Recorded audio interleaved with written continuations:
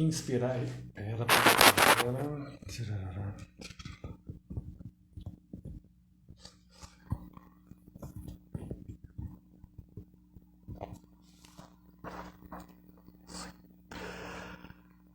Inspirai, ó Deus, as nossas ações e ajudai-nos a realizá-las, para que em vós comece e termine tudo aquilo que fizermos por nosso Senhor Jesus Cristo, vosso Filho, na unidade do Espírito Santo. Amém. Olá, amigos, bem-vindo a mais uma conversa de domingo. Neste domingo, eu e o poeta João Filho, nós vamos ler e comentar poemas para todos vocês. Elisa Pereira, bem-vinda, boa noite. Vamos esperar as pessoas entrarem. Daqui a pouco também o nosso amigo João Filho estará no ar. E hoje, como eu disse, nós vamos ler poemas. Deixa eu ver se eu consigo aqui colocar o nosso amigo João Filho na conversa. Tarará. Convite enviado. Pronto. Daqui a pouco. Poeta. Boa noite, Peço. Tá me ouvindo bem? Tá meio baixinho. Deixa eu ver aqui, peraí. Você tá sem microfone? Tá com o microfone do celular? Não, Melhorou, não? Não, Não. como se você tivesse com o microfone do celular direto. Não, tô com fone, tá vendo? Tô vendo aí. Mas tá conectado? Tá bem conectado? Ah, é o fio aqui. Tá mal o fio aqui, peraí. Fale, por favor. Enquanto isso, as pessoas que estão entrando sejam bem-vindas. Sejam todas Agora, bem-vindas. Boa noite. Como eu tá me disse no ouvindo começo, agora? estamos em mais uma conversa de domingo. O nosso amigo poeta está no Castelo Novo, né? São 50 cômodos, está no meio da mudança. Se não me engano, no bairro da Graça, não é isso? Na graça. Estamos agora Conde da literalmente Graça. na graça.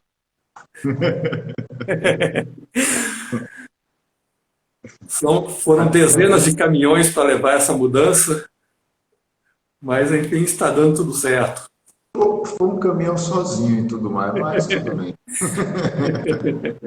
Como é que você tá, Peço? Tudo ligado? Tudo Tudo mais? jóia. Minha tarefa hoje à tarde foi escolher um ângulo para esconder a bagunça aqui em casa. Aqui também. Aqui também. Então, Também estou em mudança. Está tudo espalhado. Imagino.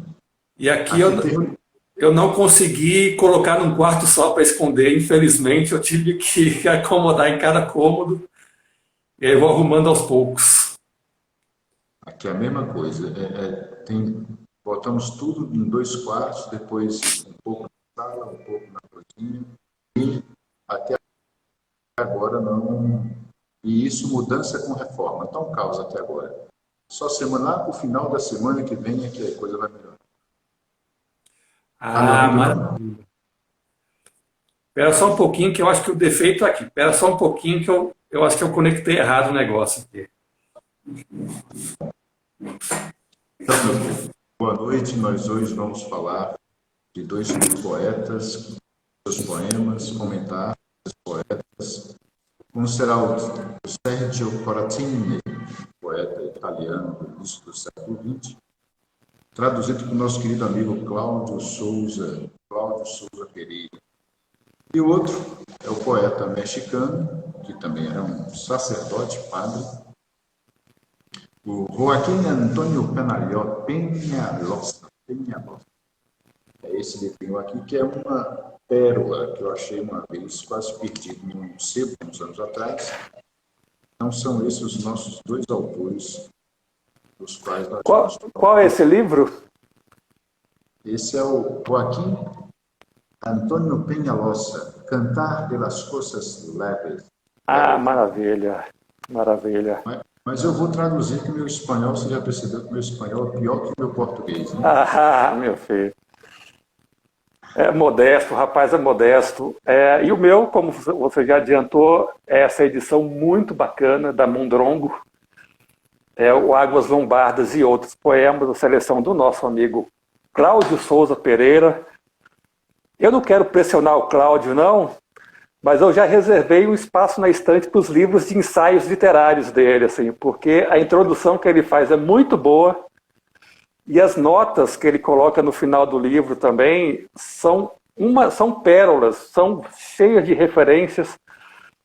Então, assim, eu espero que ele não se sinta pressionado, mas ele já tem um lugar na estante reservado, assim, para os futuros ensaios literários dele.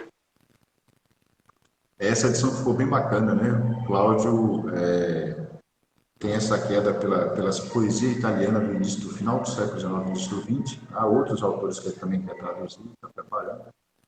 Então, como você vai dizer, o Sérgio Corazzini chegou a influenciar um pouco o Manuel Bandeira, né? Foi, não?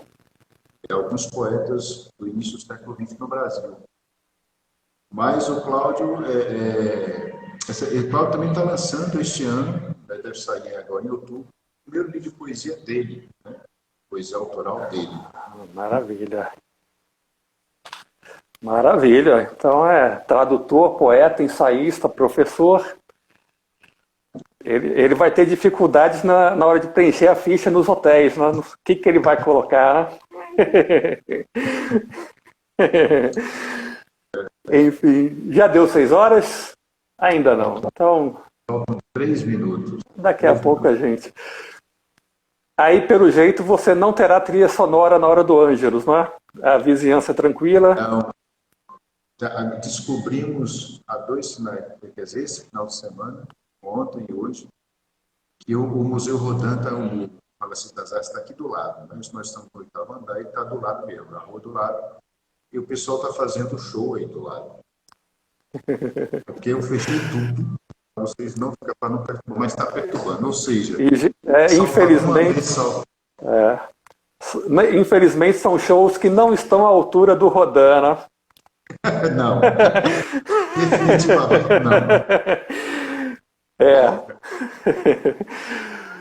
Salvador, como eu falo com os amigos lá em São Paulo, Salvador, se não tiver barulho, o pessoal estranha muito. Não funciona, isso não funciona. E tem uma coisa, Salvador gosta do conceito do armengue, chamado aqueles bares, né? Que é um bar, se você fizer um bar todo bonitinho, certinho, não vai funcionar. Tem que ser a metodologia do cacete armado. O cacete armado é o cara que chega, põe ali qualquer coisa, uma tenda, uma cerveja, e ali, aqui do lado, na rua, a nossa rua faz um U. No início do U tem uma banca. A banca tem uma banca bacana, banca bacaninha, banca de revista, e tem um refrigerador que tem cerveja. Uhum. A galera não fez disso no sábado, um ponto de referência para beber. Faço ideia. Isso aí faço ideia. Chegar alguém com uma caixinha de fósforo, ele batucar, pronto, já está feito. Assim.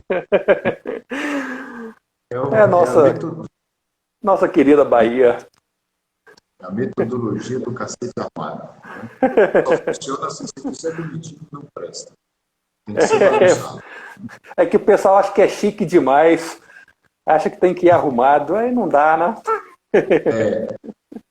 Então agora é para fazer o Ângelus. Vamos fazer o Ângelus? Vamos lá. Em nome do Pai, do Filho e do Espírito Santo. Amém. Amém. O anjo do Senhor anunciou a Maria. E ela concebeu do Espírito Santo. Ave Maria, cheia de graça, o Senhor é convosco. Jesus. Santa Maria, Mãe de Deus, rogai por nós, pecadores, agora e na hora de nossa morte. Amém. Eis aqui a escrava do Senhor. Faça-se em mim segundo a vossa palavra. Ave Maria, cheia de graça, o Senhor é convosco, bendita sois vós entre todas, bendito é o vosso Pai. Santa Maria, Mãe de Deus, rogai por nós, pecadores, agora e na hora de nossa morte. Amém. E o Verbo se fez carne. E habitou entre nós. Ave Maria, cheia de graça, o Senhor é convosco, bendita sois vós, bendito é o fruto do vosso corpo, Jesus. Santa Maria, Mãe de Deus, rogai por nós, pecadores, agora e na hora de nossa morte. Amém. Rogai por nós, Santa Mãe de Deus. Para que sejamos dignos das promessas de Cristo. Derramai, ó Deus, a vossa graça em nossos corações, para que, conhecendo pela mensagem durante a encarnação do vosso Filho, cheguemos por sua paixão e cruz agora da ressurreição, por Cristo nosso Senhor. Amém. Glória ao Pai, ao Filho e ao Espírito Santo. Amém. Pronto. Fazer a salve, Rainha? Vamos, deixa, por favor. Salve, Rainha, Mãe de Misericórdia, vida, doçura, esperança nossa, salve. A vós bradamos, os degredados filhos de Eva, a vós suspiramos, gemendo e chorando nesse vale de lágrimas. Eia, pois, advogada nossa, esses vossos olhos misericordiosos a nós volvei, e depois deste desterro, mostrai-nos Jesus, bendito fruto do vosso ventre, ó clemente, ó piedosa, ó doce, sempre Virgem Maria. Rogai por nós, Santa Mãe de Deus, para que sejamos dignos das promessas. Amém. Isso aí. Então vamos lá, se você quiser começar, fique à vontade que a gente apresenta O Sérgio Corazzini é um poeta romano do final do século XIX. Ele nasceu no século XIX, morreu novinho, com 21 anos, em 1907. Mais um que morreu de tuberculose. E parece que a doença atacou a família inteira, os pais também morreram, tios morreram de tuberculose. É como a gente sempre fala, a tuberculose no começo do século XX era o que o câncer é para nós hoje. Né? Era um diagnóstico muito dolorido para as famílias e para quem, enfim, para quem era vítima. Eu tive uma enorme dificuldade em selecionar, porque eu imaginei uns 5, selecionei uns 15, diminuí para 8 e estou aqui assim, né? Como é que eu vou fazer? Vou escolher aqui, como diriam os antigos, de chofre. Mas como estamos entrando na primavera, eu vou ler um de 1904, A Balada da Primavera. Se você estiver com a edição aí, não sei se você está, é na página 32. Não estou, porque o caso é o seguinte, está tudo embalado. Eu faço ideia. Mas vamos lá, Balada da Primavera, do Sérgio Corazzini. Ó primavera, Sandro Botticelli, sentiu florir as rosas no teu peito? Te conheci, pois, e de todo jeito, tanto a doçura dos pincéis excele. Quando jovem, alma em flor na ida, de violetas e rosas pelo estio, me foi tão doce muito o teu feitio, e me foi triste muito a tua partida. Hoje não, ó primavera, essa dor, como se sente no peito, corrói, sinto, quase por demoníaco o precinto. Hoje não, ó primavera, com anelos, de espinhos em púrpura, o bom sangue, igual a Cristo, eu coroo meus cabelos. E o homem que escreveu isso morreu com 21 anos, 22, né? Ele devia ter aqui seus 19 anos nessa poesia. E o Botticelli, se o nosso espectador, né, não vale muito a pena, praticamente toda a obra do Botticelli está disponível em alta resolução na internet. Esse poema fica muito bom se você conhecer as obras do Botticelli. Enfim, esse aqui foi daqueles que a gente lê e fica quieto um tempo, assim, é como se você estivesse num bosque primaveril, assim, na sua frente. E nem essa imagem, né, da coroa de espinhos, no final, né, essa coroa de espinhos em púrpura, bom sangue, igual a Cristo, eu coroa meus cabelos. Parece uma imagem assim, de morte, né? Mas na verdade de renascimento, né? Porque Cristo é renascimento, uma né? primavera, né? Como a própria primavera, né? Cristo é renascimento. Isso aqui é uma maravilha, né? Espero que a gente convença as pessoas a comprarem esse livro. Assim, está disponível lá na Mondrongo, vale muito a pena. E Cláudio estava com vários exemplares, acho que ele vendeu quase todos. Então, acho que vão ser reeditados novos exemplares. Então, quem quiser comprar, pode comprar até na mão de Cláudio, de forma mais barata, na mão do Gustavo, Tá na bom. Mondrongo. Na Mondrongo. Então, vamos seguinte, vamos num bate-bola. Você fala um, eu falo outro. Eu vou falar, então, um pouquinho do Joaquim Antônio Peñalosa, que é um poeta mexicano, nasceu em 1921 e morreu em 1999. Era padre católico, né? E uma coisa muito, muito, muito interessante, eu descobri, na verdade, veja, eu mexicano, eu descobri esse poeta por meio dos poetas atuais espanhóis. Por dois grandes poetas espanhóis atuais, o Enrique García Márquez e o Miguel Dors. Né? O Miguel Dors é mais velho, é quase que, digamos assim, um mestre de uma certa geração lá, e está vivo, está com 70 e poucos anos, e foi por meio deles que eu descobri esse poeta, por acaso andando no Rio de Janeiro, não sei que ano já, alguns anos atrás, eu achei esse livro e trouxe, e o título é Cantar pelas Coisas Leves, Cantar das Coisas Leves. Eu vou começar o poema. É um poeta realmente que ele tem um olhar são franciscano sobre a realidade. Né? É um sujeito realmente que não só por ser padre, mas a perspectiva dele é sempre a perspectiva católica e é de uma leveza incrível. Então, todo o olhar dele é um olhar são franciscano sobre a realidade. Então, ele pega detalhes mesmo. Né? É aquele homem que realmente ama a Deus e todo o olhar dele é sobre a luz do Cristo. Né?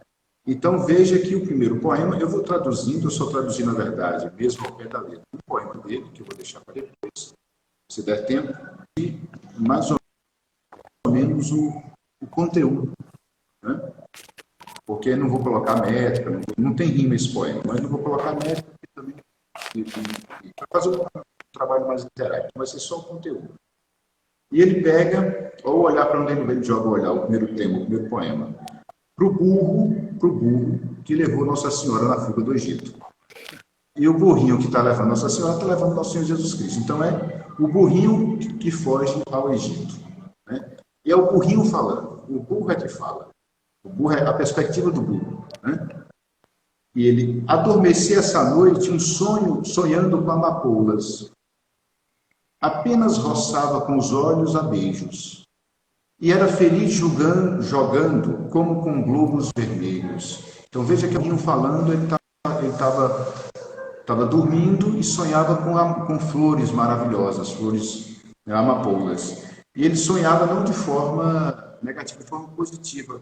Ele roçava apenas com os olhos e esse olhar era como se fosse beijos. E era feliz jogando como com globos vermelhos, né? Brincando. Meu amo me despertou, São José, né? Meu amo me despertou, seu coração dançava. Não entendi suas olheiras, seus gestos de pressa, que ele está fugindo, né? Sim. Se não fosse por ela, e aí ela está com maiúscula, por Nossa Senhora, se não fosse por ela, como uma flor às costas, a leveza de Nossa Senhora, que despertar de pedra com os meus longos de sonhos. Então, ou seja, o burrinho estava sonhando na maré. Ele não queria acordar, e aí São José o acorda para eles fugirem para o Egito. E ele continua. Atrás ficou a casa com o laranjal no meio, o dedal no solo, né, de costura, e uma mesa sem pernas, que São José era carpinteiro. Queriam que voasse com duras ferraduras. Era melhor um anjo. Talvez não pensaram nisso.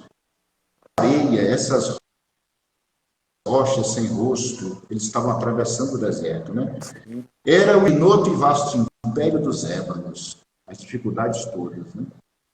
E ele continua. A virgem e o esposo conversavam de espadas, falavam de espadas, sentenças de profetas, fábulas do deserto. Me senti tão pequeno, tão de espuma e suspiro, que a Virgem me disse. Aí a Nossa Senhora fala para o burrinho: eu também tenho medo. Ontem a redenção dependeu dos meus lábios. O anjo da Anunciação, né? E o amor com maiúsculo, que é o Cristo, e o amor, esta noite se escapa em tuas pisadas. Ou seja, Cristo está dependendo da fuga do burrinho para o Egito. Eu emprestei, Nossa Senhora falando, eu emprestei minha entranha, né? Meu útero submissa, e o trote de um burrinho, a salvação se salva. E ao trote de um burrinho, Deus, Cristo é salvo pelo trote de um burro. Nós dois vamos carregando o infinito às costas, que é o próprio Cristo. E é muito Deus em fruto para tão pouca rama. Aí volta a falinha do burro agora. Senti logo que todos os burrinhos do mundo me olhavam chorosos, por pequeno e sonâmbulo. Ele ia com sono, né? Perseguido a facadas e pesado de céu. O céu aqui é o Cristo. Aí o burro vira, nos dois últimos versos, vira para o próprio Cristo. Senhor, tampouco tu pudeste carregar sozinho o madeiro. Queres a este burrinho servir de sirineu? Ou seja, aqui ele está falando da quinta estação, né? Ele é Cristo, ele pede que o Cristo o ajude a carregá-lo. Então veja que perspectiva, o homem aqui é um olhar realmente de uma leveza impressionante, né? Quer dizer, o Chesterton também, um grande poeta inglês, escritor poeta inglês, ele faz um poema também na perspectiva do burro, né? E agora o Joaquim Antônio Peñalosa faz a mesma coisa. Então veja a perspectiva do burro. É um olhar de um poeta que, ou seja, que está tomado pelo amor de Deus. E como ele está tomado pelo amor de Deus, ele não se importa com mais o mundo. Não se importa em se que eu acho ridículo, que eu acho idiota, que eu acho ingênuo, que eu acho bobo. É tanto que você veja que na perspectiva de um burro, ele faz um poema ontológico metafísico, né? Esse poeta é impressionante, é de uma simplicidade incrível, e é sempre esse olhar de São Francisco sobre todas as coisas. Ele vai falar da formiga, ele vai falar da laranja, de cada pequena coisa que existe no mundo, feita por Deus, sempre com esse olhar. Sim, sim. É contemplação, ó. Contemplação. A contemplação, assim, o Juca está perguntando, qual o nome desse poema, por favor? Juca, o nome do poeta é Joaquim Antônio Peñalosa, vai sair ao contrário. O livro é Cantar de las Cosas Leves. E o nome do poema é El Burrito Huye a Egipto. Ou seja, o burrinho foge ao Egito, a fuga para o Egito, né? Eu traduzi aí, de forma meio grosseira, apenas o conteúdo. Porque se for fazer o trabalho literário de tradução, aí é uma coisa mais refinada, né? E essas viagens nessa região eram viagens dificílimas. Assim, tinha muita região violenta, tinha muita... não era coisa fácil. Tinha muita região montanhosa, muita região violenta. Não era nada fácil. E agora eu adoro essa mudança de olhar, né? O Chesterton tem muito.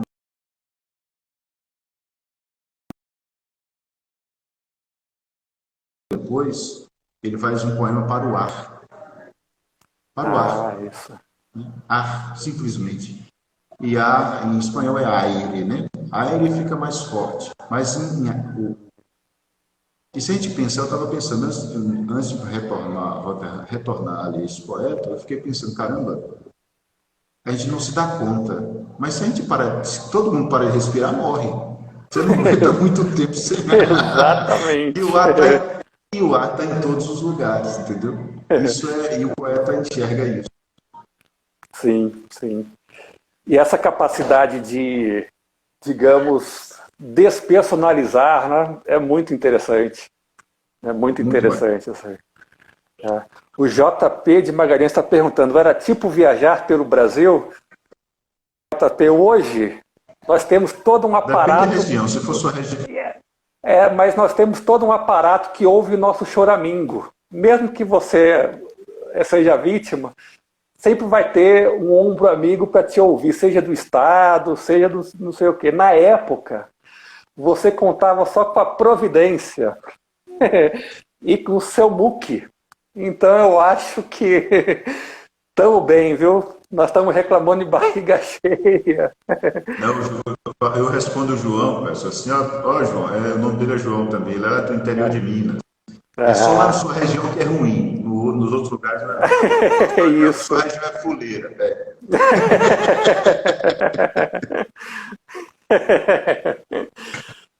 Pois é, João, eu não tenho intimidade, não respondo assim, viu? Mas já que João tem... Vamos lá para o meu... Vamos lá.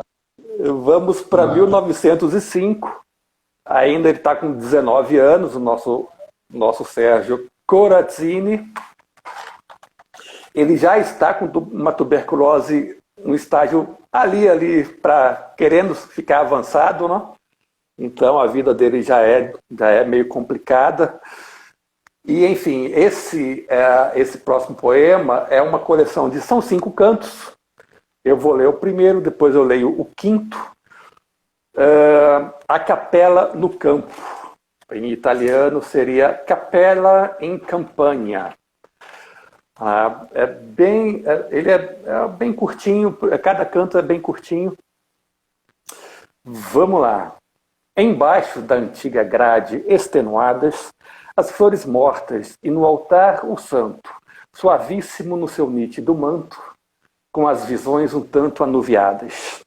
Talvez, quem sabe, algum humano pranto, 2 velas sem alma ampliadas, 2 velas sem chama inanimadas, feitos corações livres do quebranto.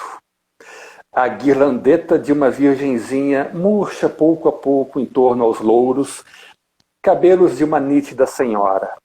No meio, uma coluna, uma escora, cansada, e nessa, uns belos vivedouros de aves cercados pela tenra ervinha.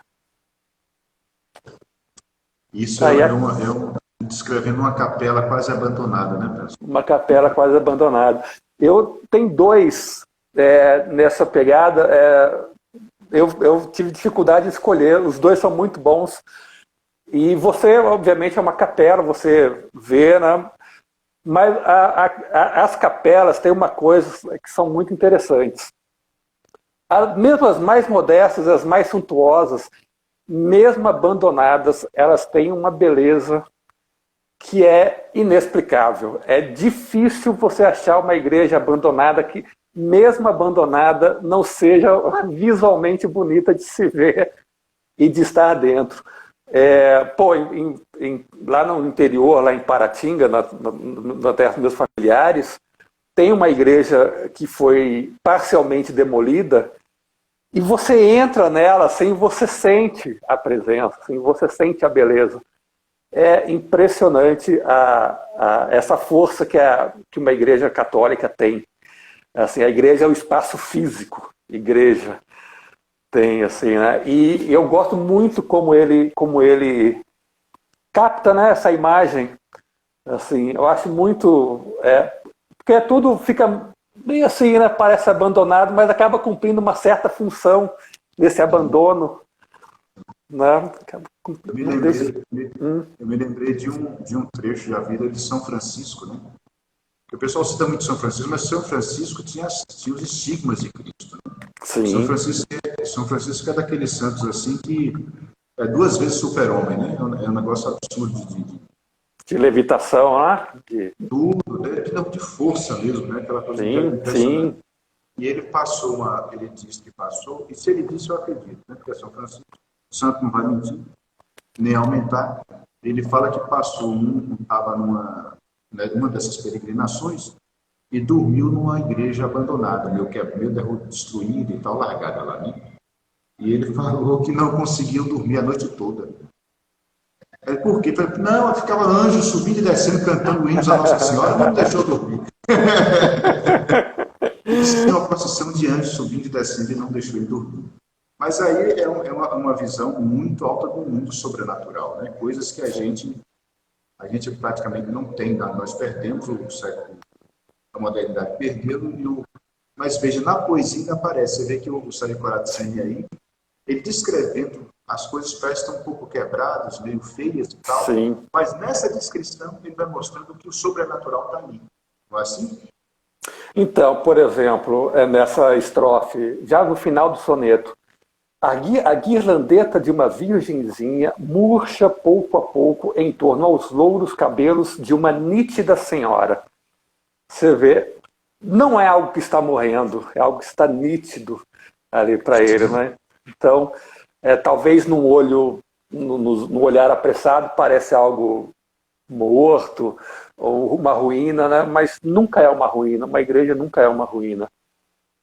Não é. Não é. O Ju Castro Viana, eu acho que eu errei na primeira vez que eu falei. Me perdoe. Ju Castro Viana. Capelas me lembram da humildade de Deus, por menor que ela seja, está ali cumprindo o seu papel. Sim. A mesma coisa eu falaria, Ju, para os oratórios nas casinhas, assim, pelo interior do país. Você ainda vê muito oratório e é impressionante a força da imagem de oratório. Assim, é uma coisa muito... É muito bacana, é muito bacana. E aí, eu acho que é daquelas coisas que... Aqui, pensamentos... Tem muito essa coisa de ideia nova, ideia velha, né? Mas tem ideias que são eternas, né? E uma delas é sempre a nossa conexão com Deus, assim. Isso aí é eterno, não é nem velho nem novo, cara, é eterno, assim. E as capelas, acho que cumprem demais essa função, assim, né?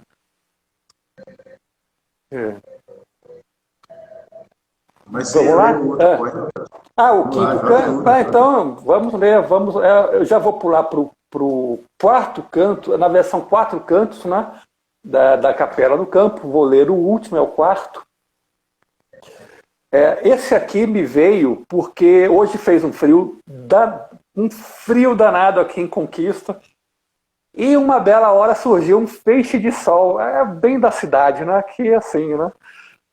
E aí o poema me capturou por isso, assim, ó. Uma faixa de sol ainda, tira um fio somente, uma clareza indefinida, última alegria acesa, de luz, depois a sombra, mais bruma. Tão escura, há no peito uma tristeza intensa, imensa como mais nenhuma. Tristeza, não pode, ora, a lua, alguma vez amainar um pouco a doce alteza? Distingo tão só a senhora, com S maiúsculo, distingo tão só a senhora a imotos. Olhos lúcidos são lâminas rentes, quais 7 espadas que estão no peito.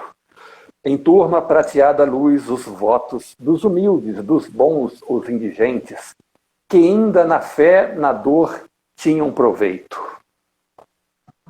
É lindo o poema. Esse poema é estirão assim? Como é que é na página? Ele é um soneto. É um soneto. É um sonetinho. Caramba, é porque o Sérgio Corazzini a língua italiana cantava no cara. Sim. Eu imagino que a Cláudio deva ter certa dificuldade aqui na tradução. Foi um trabalho, olha, esse trabalho de tradução de Cláudio é para bater palmas mesmo. Ele fez alguma live, a gente podia chamar ele para falar sobre esse livro. Você fez, né? Eu fiz com esse livro. Eu fiz no meu perfil e aqui no oratório. Fizemos 2 lives. Pronto. Eu vou resgatar essa live, vou jogar no nosso YouTube, porque essa imagem é absolutamente... Eu não sei se o nosso espectador é aficionado de fotografia, tal. Eu gosto muito de imagens, de fotografia. E pelo menos assim, por boa parte da primeira metade do século XX, os fotógrafos gostavam muito de capturar feixes de luz em ambientes escuros. Você via fotos em estações, a estação escura, mas aqueles vitrais enormes, os feixes de luz entrando, as igrejas, as catedrais, ambientes internos com feixes de luz entrando. E me veio essa imagem, ficou muito nítida em mim, esse tipo de imagem, quando eu li esse poema, assim. Como se ele estivesse entrando numa igreja, numa catedral, as janelas oferecendo esses feixes de luz assim, para o ambiente interno. Né? Coisas que só a arquitetura católica consegue captar. Assim, né? Nunca vi nada tão integrado na natureza, e não só na natureza, no rasteiro, assim, mas no cosmos, tudo, assim, o movimento dos astros, o espaço, né, a posição das coisas em perspectiva, né, celeste. São coisas que acho que praticamente só a arquitetura católica consegue captar. E esse finalzinho aqui, né, em torno à luz prateada, os votos dos humildes, dos bons, dos indigentes, que ainda na fé, na dor, tinham proveito. É aquela, como a gente acabou de falar, né, aquela conexão nossa, né, as nossas misérias, tudo ali assim, a gente entregando para Deus e recebendo espero que estejam percebendo essa bênção que está vindo, né? Assim, que ele descreve nos primeiras estrofes aqui, assim, então. Isso aqui é de ajoelhar e rezar, assim. Isso aqui é de ajoelhar e rezar. Não, é um poeta muito musical, e você veja, né, que é um tipo de poesia que tem uma verticalidade, né? É o olhar do poeta, está escrevendo coisas terrenas, mas com uma luz sobrenatural, né? Uma luz vertical. Não é só o horizonte, porque é um tipo de poesia que praticamente sumiu do horizonte. Né? Sumiu do horizonte. E olha que ele escreveu numa época que a Europa já estava imersa no modernismo, né? Na industrialização, na urbanização acelerada. E veja que ele mesmo, Tísico, porque há uma tendência assim, muito forte das pessoas que têm doenças sérias ficarem meio que com dó de si mesmas, né? E fica reclamando da vida e acha que não merece. E ele parece que foge muito disso, né? Ele não tem isso, assim, né? Embora alguns poemas tenham um quê de soturno, né? Mas no geral, assim, é isso, né? Ele está sempre procurando algo além. E dá um desconto também, porque era morrer com 21 anos de idade de tuberculose e escrever o que o homem escreveu não é brincadeira. Né? Tá bom, né? Tá bom, tá bom. Como se diz na roça, né? Tá ruim, mas tá bom, né? Tá ruim, mas tá bom. Então eu vou ler agora esse Tudo é Ar. Né? Em português, que a ideia do suspiro, da coisa leve do ar, está mais próximo, tem uma ligação mais profunda entre palavra, significado e coisa. Né? Então, ar é mais forte para mim, na minha perspectiva, do que aire. Né? Então, tudo é ar. Novamente, traduzindo só o conteúdo. Né? E ele diz, agora é o Joaquim Antônio Penhalosa. Apenas nasci, teu braço de amor me assambarcou de asas, me amuralhou de asas.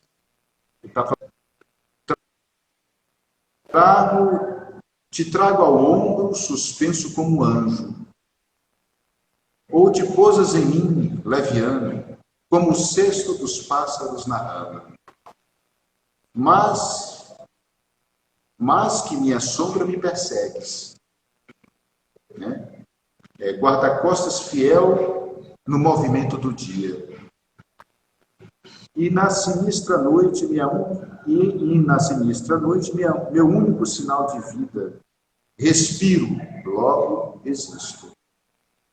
Tudo que tocas com uvas virginais, criatura não manchada por dedos de ninguém. Esse verso é fantástico, é o ar, né? Criatura não manchada por dedos de ninguém. Desces da montanha estremecendo o mundo como flautas. Fole que faz vibrar os pulmões do bosque. Ele está descrevendo tudo o ar, né? O que é o ar, né? Aqui eu não vou traduzir porque é o pé da letra mesmo. Mais imenso que o mar e mais tranquilo. Se traduzir por enorme, não tem a mesma força, né? Mais imenso que o mar e mais tranquilo. E habitas no meu peito e falo por ti e contigo. Acalanto a beira do berço. Entrecortada a voz dos amantes. Dizer amor é ar e respiramos fundo. Tu das a palavra modulação de harpa. Esse verso eu acho fantástico. O ar dá a palavra modulação de harpa. E a música e pulis, né? De polir, pulis a música do torvelinho de suas plumas de ouro. Pai, imenso Pai, que recolhe ao fim todas as tribos. Morrer é devolver o alento que nos funda o peito. Então veja, o sujeito faz um poema para o ar e ninguém presta atenção no ar. E se para de respirar, morre. Então veja que ele tem um olhar como o olhar de São Francisco, né? Para as coisas, quando São Francisco fala irmão Sol, irmão Lua, irmã Morte, né? E assim, a oração de São Francisco, para mim, é o poema de todos os poemas, né? Porque ali é o encontro total com Cristo, né? É o recuo do perdão mesmo, né? Ele prefere perder tudo, mas ganhar o amor de Cristo. Dizer da boca para fora é muito bonito, né? Fica muito elegante, bonito, faz boa praça, mas na prática é outra história. E o sujeito vira, e esse poeta que vira para o ar e diz, né? Pai, imenso Pai, né? Que recolhes ao fim todas as tribos. Ou seja, todo mundo vai morrer, né? Morrer é devolver o alento, porque você para de respirar, né? É devolver o alento que nos funda o peito. Então, assim, é impressionante o sujeito, um poeta, olhar para o ar que nos envolve e ver esse ar uma própria criação divina na perspectiva católica. É impressionante. Sim. Legal ele usar também a música, né? O amor, né? Como... Tudo. Né? Exatamente, mesmo. Bem lembrado, né? Dizer amor é ar e respiramos fundo, né? Sim. Agora esse verso eu acho em espanhol é tu das a la palavra modulação de harpa. Que verso Isso me remeteu ao, como é que é, esqueci, eu espero que eu não fale errado, aquela carta de São Paulo aos Coríntios, sem amor, ainda que eu tiver, eu realmente não vou saber de cor, me perdoem. Ainda que eu falasse a língua dos homens. Isso, sem amor. Eu nada seria. Eu nada seria. Amor tudo perdoa, né? Porque ele está falando do Cristo, né? Sim. É uma perspectiva que a gente demora muito até para perceber, não praticar, perceber. Você percebe a perspectiva do Cristo, que é eu perdoo tudo. Eu tenho toda a misericórdia por você. Isso. E você veja, só perceber. Isso. Você falou anteriormente a questão de... A gente até falou meio brincando assim, sem ar a gente sufoca e tal, né? Mas sem amor também, né? Sem amor também, assim. E de novo, a gente está meio que acostumado no nosso secularismo a achar que amor é um sentimento, né? E na verdade não, né? Amor é uma decisão, né? Exatamente. E é esse amor que, digamos, faz o nosso espírito respirar, né? Um pouco mais levemente. Exatamente. Sem essa perspectiva do amor cristão, né?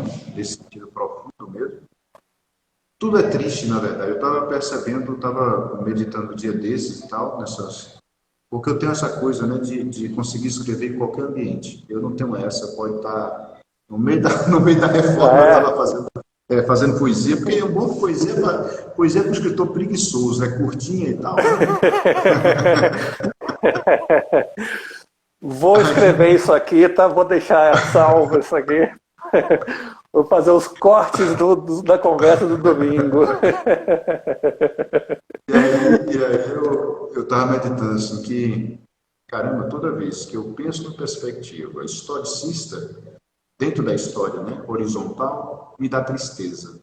Toda vez que eu faço a perspectiva vertical, a perspectiva do Cristo, acontece exatamente isso que você falou no início, né? Tudo é novo e tudo é renovado o tempo inteiro. Sim, sim, porque sim. senão, se a gente olhar só na perspectiva horizontal, pô, são dores o tempo todo, envelhecimento, morte, perda, fracasso. Né? E aí o Cristo transforma tudo isso em outra coisa. Tudo. Não, peraí, meu filho, não é assim não. Você está com a visão toda errada, a visão correta é essa. Sim, Só que sim. é muito difícil essa visão na prática. Mas o que a gente... Possível, né? Não. Acho que a gente já conversou isso várias vezes, né? Em nossas conversas, assim. O secularismo envelhece muito rápido. Envelhece muito rápido e envelhece mal. E o amor de Cristo se renova a cada dia, né, cara? Assim, é uma ideia de 2000 e cacetada de anos, mas é uma renovação diária. Uma renovação diária, assim, ó. E... Então, isso, por sinal, eu roubei esse verso. Eu roubei esse verso. Mas eu disse para um amigo que me disse que o homem secular já nasce antigo. E é um decassílabo perfeito, pessoal. O homem secular já nasce antigo. É um decassílabo perfeito. Isso. Né?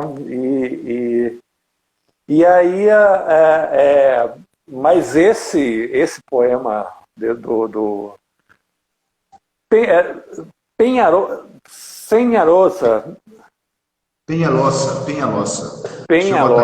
isso. Joaquim. Isso. Joaquim com acento e N. Eu procurei livros aqui, não achei, parece que é difícil encontrar aqui no Brasil. Esse aqui, na verdade, eu encontrei por acaso, deve ter sido, o Penharosa tem aí o tio em cima do N, né? Não é Penharosa, porque no teclado não permite. E uma coisa que eu, infelizmente, descobri, os mexicanos não documentaram muito sobre ele, assim, né? Porque, por exemplo, o Sérgio Corazzini, você acha praticamente a obra inteira na internet. Se as pessoas, quem lê em italiano, né? Quem lê em italiano acha a obra inteira na internet, e vários ensaios, e vídeos, e tudo. O Peñalosa, infelizmente, tem muito pouca referência, é uma pena. Interessante que, como eu falei, veja, eu encontrei, eu descobri, na verdade, por meio dos poetas espanhóis atuais, né? O Miguel Dors e o Enrique Garcia Márquez. Mas a literatura, para quem não conhece, a literatura mexicana, poesia e prosa, é altíssima, é gigantesca. Eu falo porque eu estudei e você fica de queixo caído. O tanto de poeta de todo tipo, gigantesco que tem, porque o México, eles têm uma coisa que nós não temos. O México, isso não tem nada de a favor ou contra colonialismo, pós-colonialismo, decolonialismo, não é nada disso. É o próprio povo, ao longo da história, muito antes dessas ideias chegarem ao México, isso já existia.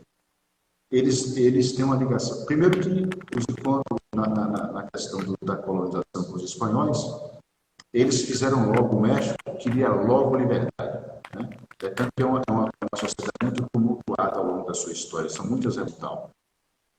Mas logo no início, né, quando 1500, a partir de 1500, em 1600, 100 anos depois, eles já tinham uma universidade. Já tinha 1600 e alguma coisa, que eu não vou lembrar exatamente a data, eles têm uma das grandes poetas místicas da poesia espanhola, de todas as épocas, que é Sora Juana Inés de la Cruz. Isso é 1600 e pouco. O Brasil ainda estava respirando qualquer outra coisa. E depois eles têm essa ligação que eu falei que nós não temos. Eles têm uma ligação profunda com todo o passado indígena. Uhum. É sério mesmo, é uma ligação profunda lá com astecas e tudo mais. Eles têm essa ligação profunda mesmo. Tem uma relação, não é a relação assim, é um penduricalho politicamente correto. Não é isso. É muito antes do politicamente correto, eles já tinham essa relação. Então, o lastro histórico mexicano é maior que o nosso, né? Então, você veja que tem uma geração do século XX, uma geração de literatos, poetas e prosadores, e pintores, e também pensadores, que é a chamada geração, é o nome da revista, Contemporâneos. Esses contemporâneos é 1930, é exatamente aí que começa. É cada um gênio maior que o outro. Você tem uma ideia, um Nobel saiu daí, entendeu? Otávio Paz vem daí, né? Então, é um negócio assim, é muito forte a literatura mexicana. Só que o Joaquim Antônio Peñalosa é pouco conhecido mesmo, né? Mas aí agora você leu mais um poema do Paraty. Vamos lá. Alguém mandou boa noite aqui, Maria de Fátima. Maria de Fátima, boa noite, bem-vinda. Aos espectadores que estão entrando agora, sejam bem-vindos, boa noite a todos. Deixe eu fazer nosso merchan aqui, senão o padre vai puxar nossa orelha. Nós estamos no oratório virtual, rezando com você e por você. Eu e minha casa serviremos ao Senhor Predicatis Supertecta. Você pode colaborar com a nossa missão. O nosso Pix está na bio, aqui no Instagram, ou vai no nosso site, oratoriovirtual.org. E lá tem o código de barras, ou tem a nossa chave Pix. E você pode colaborar com a nossa missão, com a missão do Padre Gilson. Aliás, o Padre Gilson ontem fez aniversário de sacerdócio, correto? 37 anos. Que Deus continue abençoando abundantemente o nosso Padre Gilson, que eu tive o privilégio de conhecer há 2 anos, e o privilégio ainda maior de colaborar aqui com o Oratório Virtual. Então, vamos lá para o meu poema. Vamos para 1000. Esse aqui é impreciso, mas eu acho que é 1905. O nome dele é um nome estranho em português e em italiano também é um pouco estranho, mas enfim, na época fazia sentido, chama-se Toblac.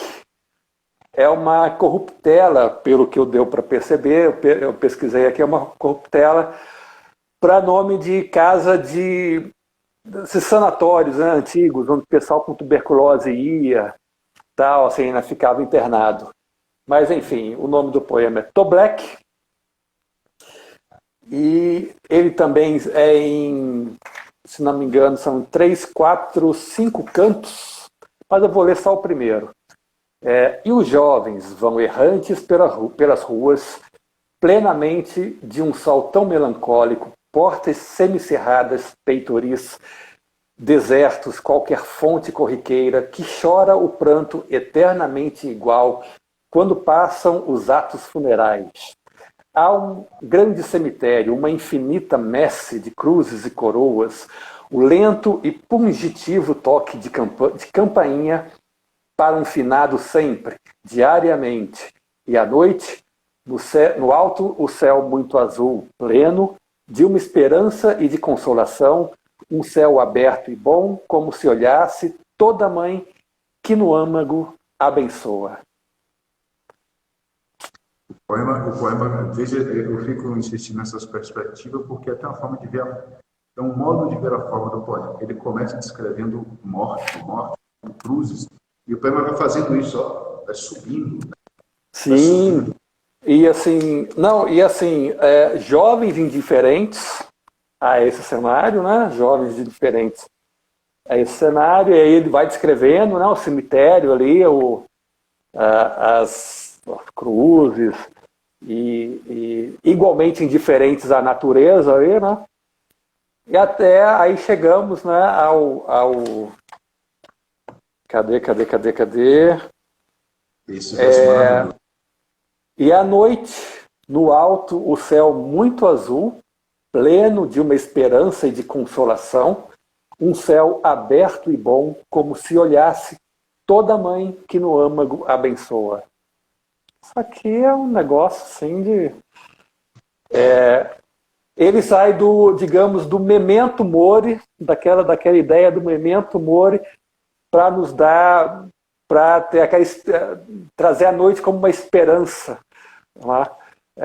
Quando muita gente vê a noite como uma escuridão, momento escuro, tá? Não, a noite seria uma hora de um céu aberto e bom, né? Uma esperança de consolação, né? Imagino que seja a imagem de uma pessoa ajoelhada, orando antes de dormir, por exemplo, e pedindo perdão pelos seus pecados, que, por exemplo, o Pai Nosso, né? A gente sempre pede perdão pelos nossos pecados, e aí pleno de uma esperança e de consolação, um céu aberto e bom. Isso eu achei uma coisa fantástica, fantástica.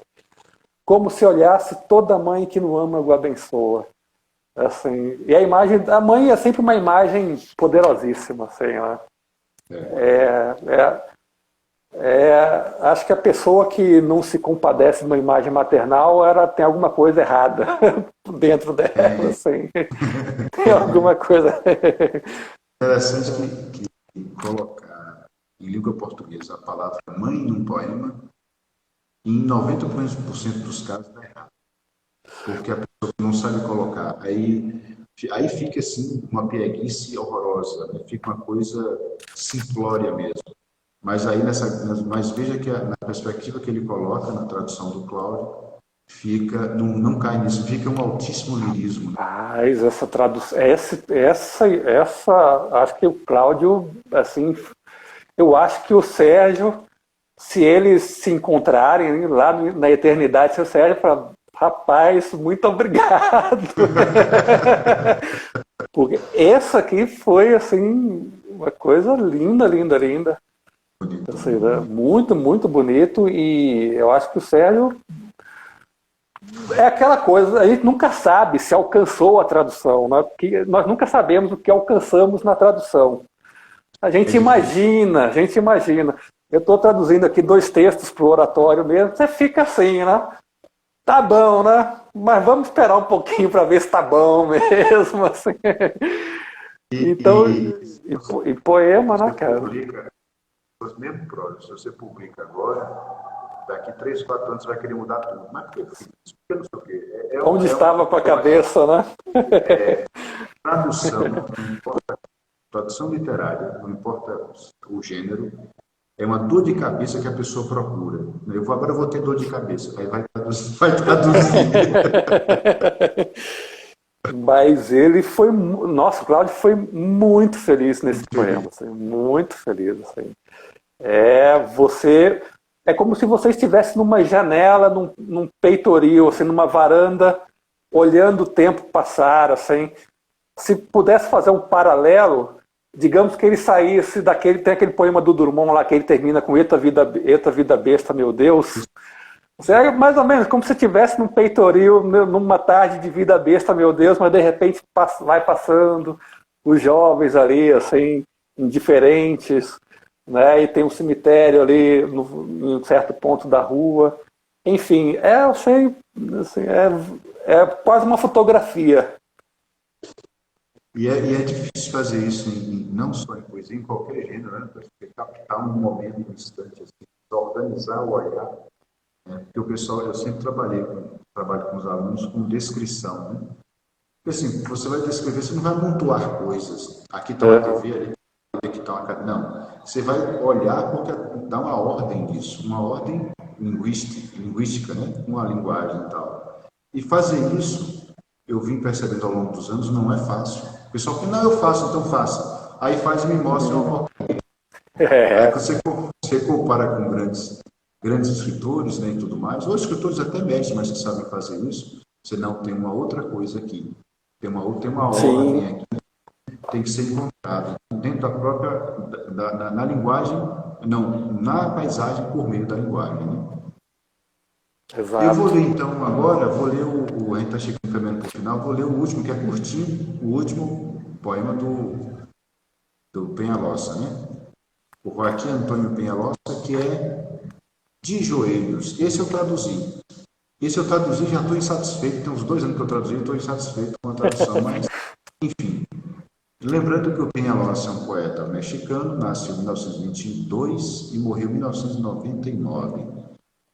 E o De Joelhos é bem curto, ele era padre, e ele diz o seguinte: quando a morte me for bem-vinda, Vá ao carpinteiro de braços cruzados, com tempo disponível e mão certeira, e peça-lhes um caixão ao gosto do usuário, onde eu fique precisamente de joelhos, porque não basta a vida para pedir perdão. O cara pede um caixão para que ele fique de joelhos, porque não basta uma vida para pedir perdão. Aí eu vou ficar calado, né?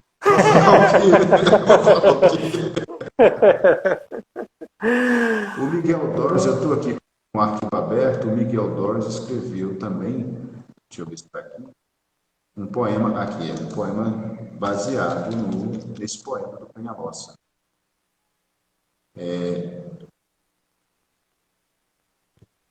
A ideia final é a mesma. A ideia final é a mesma.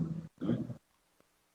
Então, o Miguel Dors é um poeta, eu vou ler, aproveitar e ler esse poema, que é um poema meditado em cima de outro, inspirado por outro. E o de Miguel Dors é católico também, chama-se Si. Né? Esse eu traduzi bonitinho também, ou pelo menos eu acho que ficou. Né?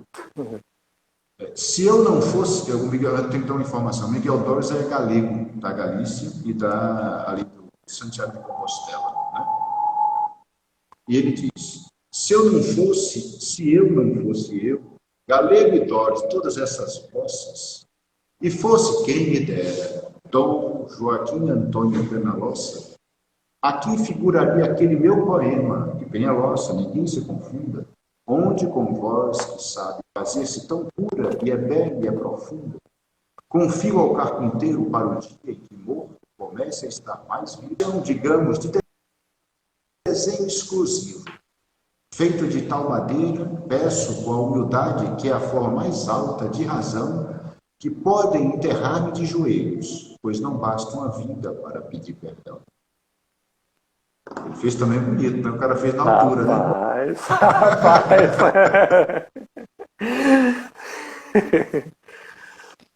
O Miguel Dors tem uns poemas muito interessantes, Pedro, que eu não vou me lembrar, que ele fica brigando com ele mesmo, né? Ele, rapaz, aí você ficou sonhando aí com as coisas, fazer viagens, andar, não sei o quê, conquistar o mundo. Tá aí você hoje aí, trabalhando como funcionário público, você, seu abestalhado. Ele fica jogando, ele faz os poemas assim. Ele acusa ele mesmo, né? Mas tem umas coisas dele muito interessantes, bem interessantes. Então, os poetas de língua espanhola são absurdos, né? Um absurdo. São, né? De ficar... Você fica com vontade de desistir de escrever. Como é que eu vou escrever? Mas aí são como é que é? São pequenos momentos de tormenta.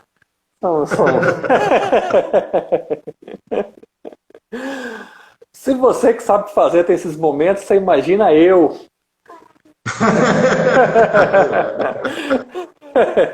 Mas você está livre disso, não, né? Nunca você está livre.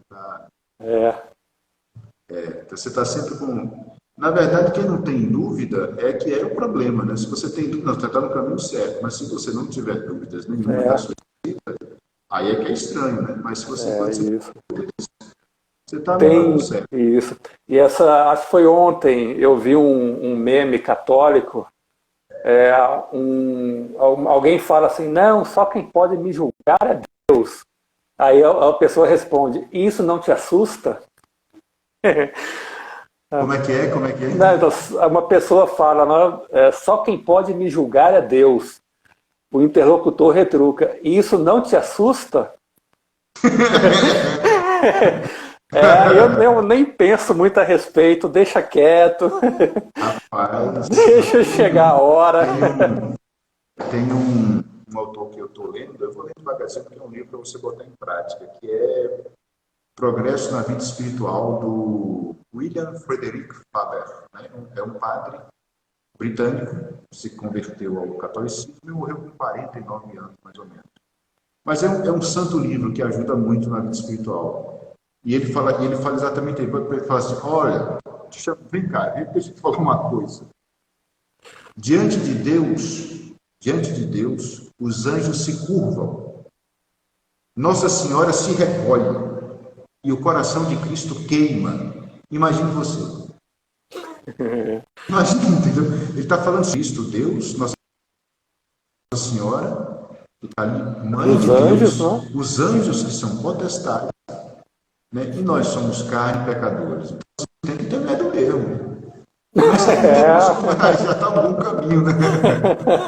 Já está um bom caminho. Como diz o povo da roça, rapaz! O Adilson está fazendo...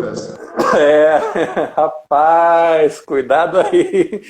O Adilson está fazendo um elogio para a gente. Muito obrigado, Adilson. A gente agradece os elogios. Eu acho que estouramos o tempo, dá tempo para mais um? Acho que estouramos, né? O tempo, né? Fique à vontade, se você quiser ler mais um. Eu vou ler só uma aqui que até sai um pouco tem um humor muito bacana e já é um retrato, para não dizer que o secularismo tem suas atemporalidades, né? Volta e meia a gente se depara com algumas, né? E acho que o espectador vai perceber. O nome do poema é Intimação. É de também seus 1906, ele já está mais ou menos no fim da vida. Avante, acesas as luzes, no salão do meu palácio. Senhores, inicio a venda das minhas ideias. Avante, quem as quer? Ideias originais a preços normais. Eu vendo porque vou ajuntar-me ao sol, feito um gato que dorme antes da consumação dos séculos. Avante, a ocasião é favorável. Portanto, senhores, não vão. Vendo por um preço bem barato. Se tornarão célebres com pouco dinheiro. Pensem, a ocasião é favorável, ela não se repetirá. Ou, não tenham medo de ofender-me com uma oferta tão irrisória. Que me importa a própria glória? E não se importe não, meu Deus, demais com a minha voz, choramingando a sós. Ótimo. Essa coisa de vender ideias é muito nosso tempo, né? Bastante.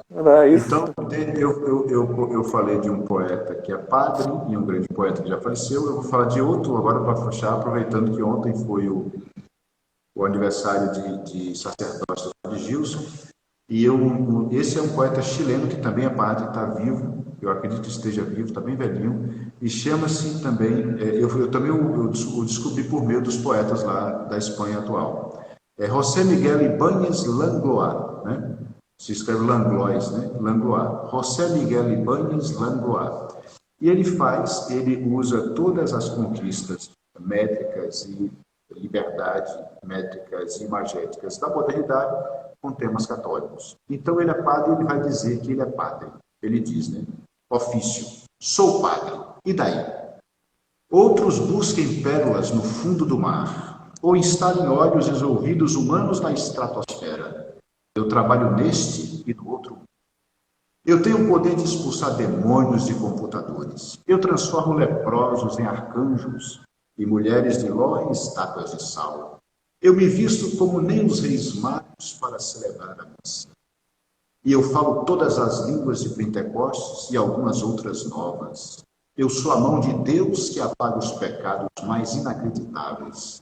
Eu sou o espelho de Deus que caminha pela história sagrada.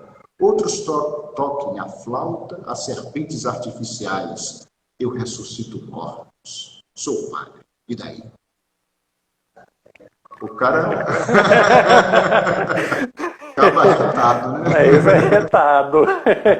Brabo, como diz o povo. É brabo. Vocês podem fazer o que você quiser, mas eu faço coisas... Porque é que ele está falando que alguém que não conhece a igreja vai pensar que ele está dizendo que ele é soberbo. Muito pelo contrário, ele está fazendo aqui aquilo que a própria igreja e o próprio Cristo fez, né? Que é o padre em persona Christi, né? Por isso Sim.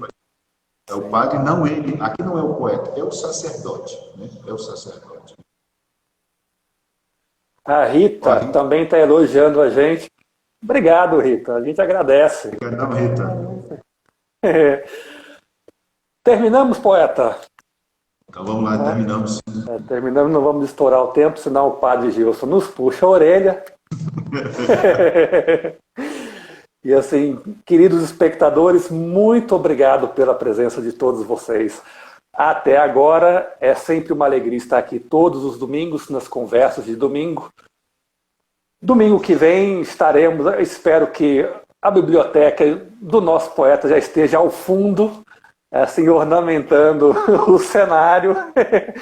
Tem que ser já na bagunça, né, Tasso? Eu dessa vez eu vou ajeitar minha biblioteca também, assim, minha coleção de Pato Donald aqui tá muito bagunçada. E voltaremos no domingo que vem. Espero que todos tenham uma semana abençoada. Rezem o terço todos os dias, vão à missa aos domingos. E uma semana abençoada a todos vocês. Poeta, a gente se fala. Até mais, valeu. Gente, boa noite, tudo de bom para todo mundo. Tchau, gente.